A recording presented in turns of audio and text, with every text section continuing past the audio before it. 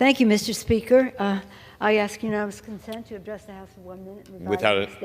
Without objection, the gentlewoman is recognized for 1 minute.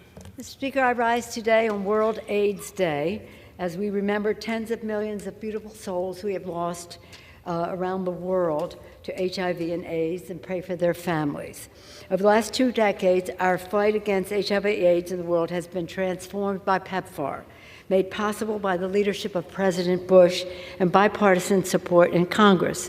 It was my privilege to be a leader in this fight on the Foreign Operations Subcommittee, where we secured more than $100 billion for PEPFAR to support its life-giving work. I want to salute President Bush and Mrs. Bush for their ongoing attention and commitment to this issue. I have traveled to visit the clinics in Africa and have been told by people there PEPFAR gave them hope. They would never have been tested if they didn't think there was an opportunity for something to improve their lives.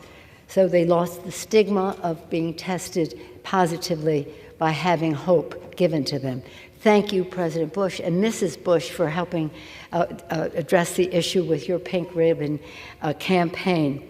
As we go forward, let us hope that this body will soon reauthorize PEPFAR for what it means. During the COVID crisis, I spoke to the head of the World Health Organization, asked him, did PEPFAR help?